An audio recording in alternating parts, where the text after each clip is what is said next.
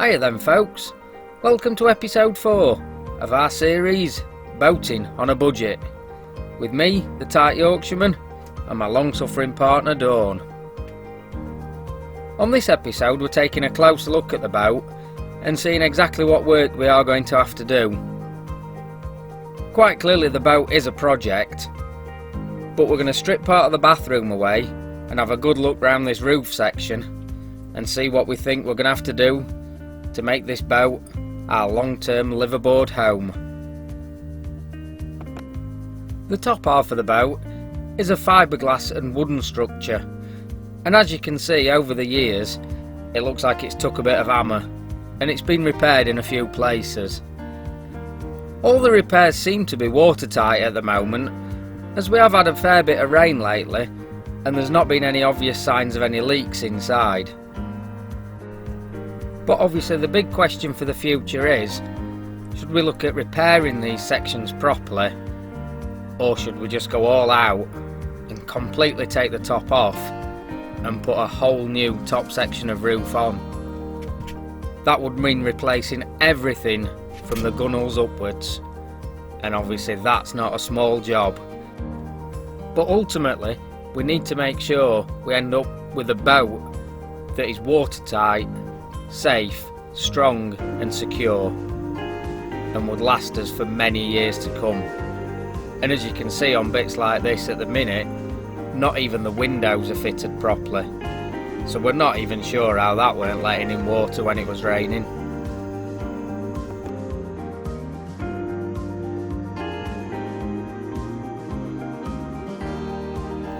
As you can see as we move to the inside of the boat, this side hatch has all rotted away in one corner, and in fact the whole framework, especially on the outside, is completely rotten.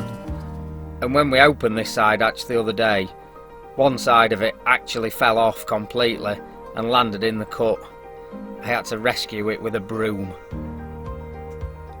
And when looking at the roof section in here, you can see there are signs of where it's been damp in the past, and obviously the ceiling itself has dropped. As you can see, the door doesn't even open or close properly as it catches on the roof now.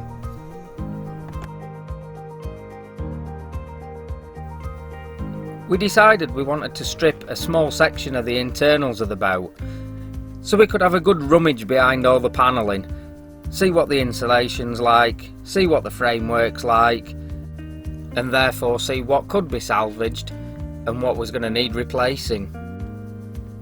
We chose the bathroom as the best area to do this in, partly because it's an area we can get away without using for a little while, and also we thought it would give us a worst case scenario, if you like, because obviously that's an area that's going to have had damp and moisture over the years.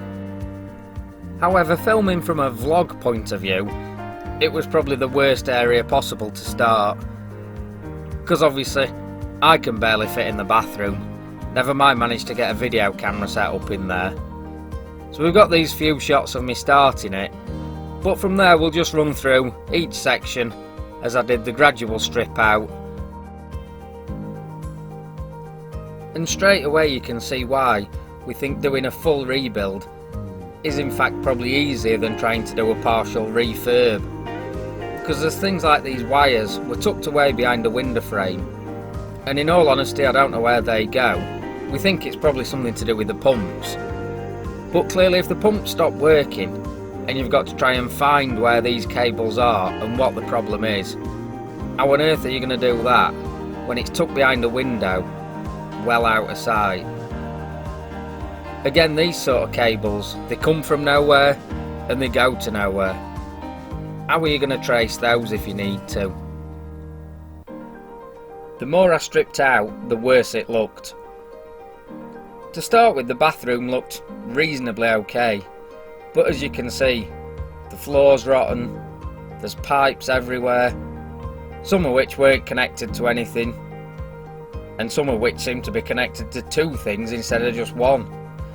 It's clearly work that's been done over the years, that's been done to repair or replace damaged items.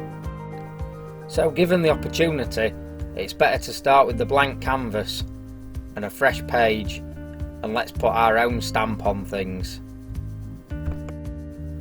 And again, you see, the more we take off, the worse it looks. That insulation is in a terrible state, so that's definitely going to have to come out.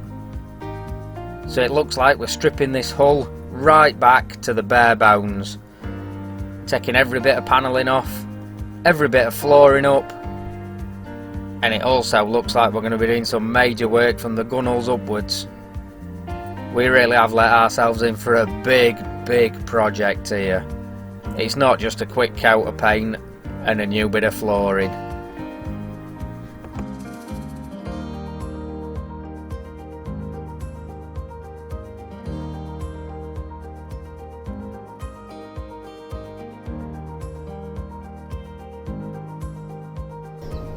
Right then folks, as you've seen there, obviously we have got a big project on our hands, haven't we? Massive project. I think what we've pretty much come to the conclusion is everything's coming out in it. Yeah. Everything's coming out. We're going to start again from a blank canvas, rewire everything, rebuild everything, and do everything our way, if you like, isn't it? Yeah. Well, I think one of the big things that we are going to look at over the coming weeks before we get the boat in for the dry docking, which is what, about 3 weeks away when we're due in dry dock? Yeah. We obviously need to look at this top section of the boat from the gunnels up. We are clearly going to have to take that off and completely rebuild that. Yeah. It's just a case of, what do we do? Do we have a steel roof manufactured or made? Do I make a steel roof? Do I make a wooden roof? Or is there any other ideas? Suggestions? Yeah, any ideas or any comments, thoughts, stick them down below. Yeah. And we'll bear that in mind, because we have decided, obviously, this old fiberglass and wooden top, we think it'll take more to mend it than it would to replace it. Definitely. It's obviously had, over the years, people jumping on the roof and things, which has damaged the structure, which I think if we try and rebuild that, we're just... Sticking a plaster on it, aren't you? I think that's it, yeah. So any ideas? Like I said, the two obvious choices are either sort of the steel shell like most narrowboats, or going for a wooden shell. Like we said, that is only from the gunnels up to the gunnels. That'll be sorted when we're in for dry docking. Yeah. It's just a case of what we do with this top half. I think we are going to refit the windows as well that we've got, aren't we? We are keeping shape as well, aren't we? Yeah, we want to keep the shape as it is, because that is one of the things that we do really like, sort of the square sides and the flattish top.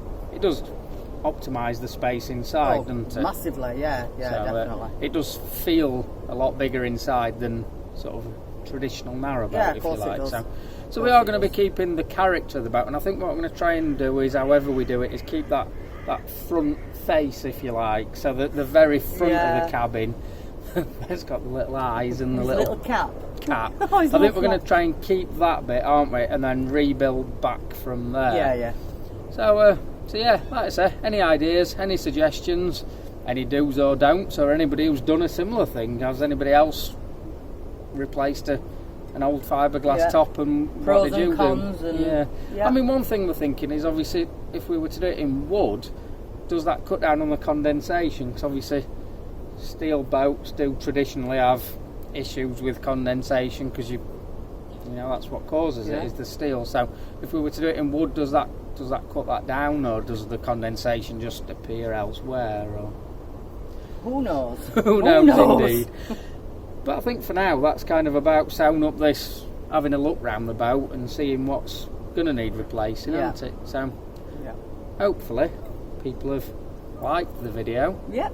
Although it's probably not been the most exciting one, it is kind of giving an insight into what we're going to be doing. It we're exciting, finding out what we're behind that wood. Oh, that does think about that newspaper we found. Underneath the bath there was a newspaper dated January 1999, and that would appear that was when the bathroom, at least, and possibly the whole boat, was last refitted, because it was clearly laid there. It wasn't packing something or anything. No, it was put there on purpose, weren't it? So I think what we're going to do is, when we rebuild it, we're going to put that one back in and put a newspaper from the day that we kind of do the rebuild, aren't we, and carry on the tradition, if you like. But yeah, so hopefully people have liked the video. Obviously subscribe to the channel if you're not already subscribed. That'll give notifications when we put more videos on. And what do they have to do with the little bell icon? Press it. Ding the little bell. Yeah. And that gives you the notifications as well. So I think I'll stop waffling, because that's all I've done on this episode, is me waffle on. And it's going dark, so hopefully you can just about see us through there. Of course they can. And hopefully we'll see you in about a week's time when we put the next vlog on, as we start doing some more. Yep. So we'll see you later, folks. See you later. Bye bye.